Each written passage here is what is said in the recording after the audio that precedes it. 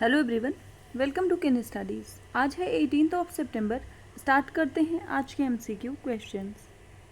आज का first question है, name the Indian personality who has been recently honoured with the knight of the order of arts and letters by the government of France. आपसे पूछा जा रहा है, हाल ही में फ्रांस सरकार द्वारा night of the order of arts and letters से सम्मानित भारतीय शख्सियत का नाम क्या है। आपके ऑप्शंस हैं रमन कुमार, मनीष मल्होत्रा, तरुण मिश्रा या फिर राहुल मिश्रा। और इस क्वेश्चन में आपका करेक्ट ऑप्शन हो जाएगा ऑप्शन डी। इस अवार्ड से सम्मानित किया गया है राहुल मिश्रा को।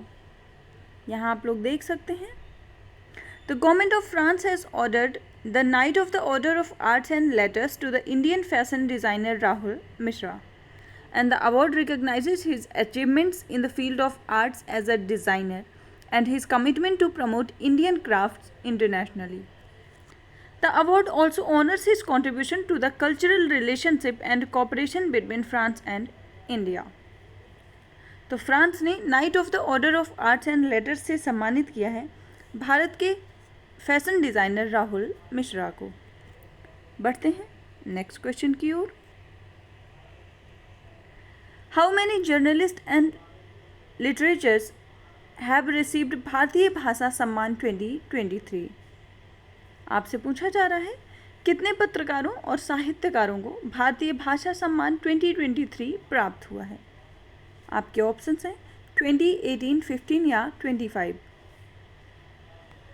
और इस क्वेश्चन में आपका करेक्ट ऑप्शन हो जाएगा ऑप्शन बी। इस वर्ष भारतीय भाषा सम्मान से 18 पत्रकारों और साहित्यकारों को सम्मानित किया गया है। यहाँ आप देख सकते हैं, journalist and literatures of 18 Indian language honoured with the Bharatiya Bhasha Samman 2023 and this programme was organised on the occasion of Hindi Diwas. Apart from this, 2 journalist from Hindustan Samachar, doctor Sharda Vandana and Gunjan Kumar were honoured with the Kalamveer award.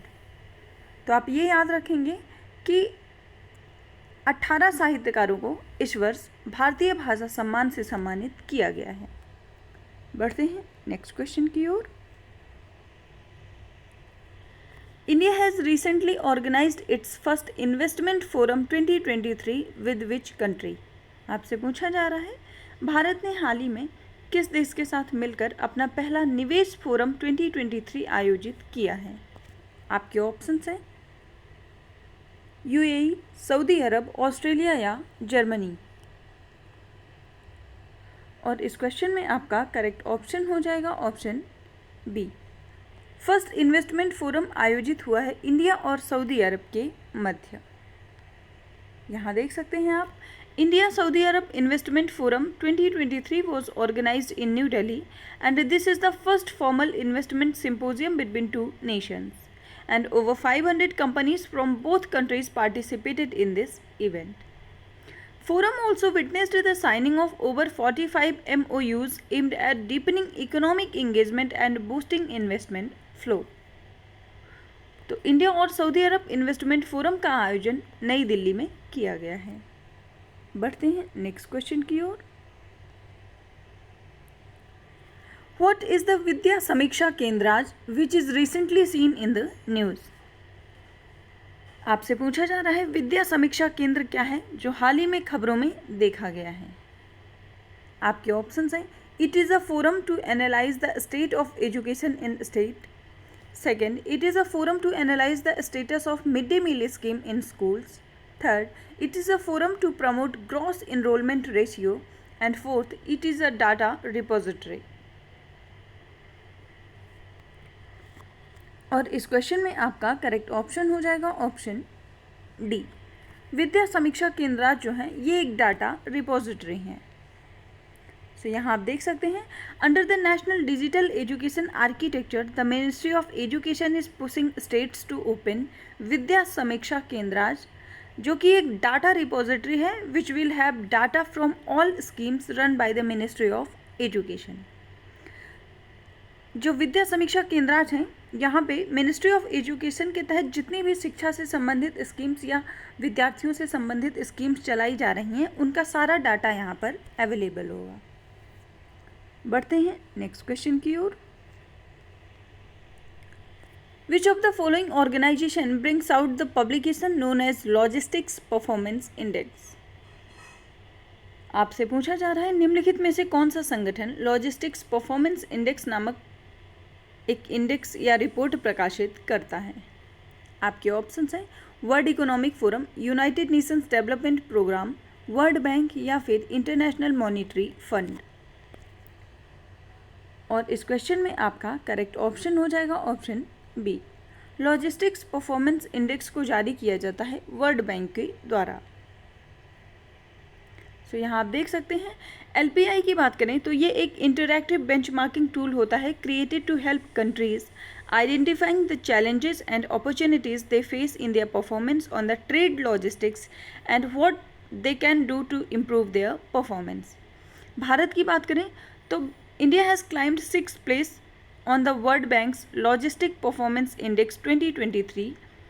इस वर्ष इंडिया की ranking है 38th out of 139 countries. Logistics performance index की बात करें तो इसमें 6 parameters होते हैं जिनके आधार पर लॉजिस्टिक्स परफॉर्मेंस को इवेल्युएट किया जाता है। उनमें शामिल है custom performance, infrastructure quality, ease of arranging shipments, logistics service quality, consignment tracking and tracing और टाइमलाइंस ऑफ द शिपमेंट्स। इसके साथ ही लॉजिस्टिक्स परफॉर्मेंस इंडेक्स की बात करें वैश्विक स्तर पर तो पहले स्थान पर सिंगापुर है, 2nd प्लेस पर फिनलैंड है और 3rd प्लेस पर है जर्मनी। भारत की रैंक 38th है। बढ़ते हैं नेक्स्ट क्वेश्चन की ओर। Which of the following countries hold discussion with India on bilateral cyber cooperation? आपसे पूछा जा रहा है निम्नलिखित में से कौन सा देश द्विपक्षीय साइबर सहयोग पर भारत के साथ चर्चा करता है।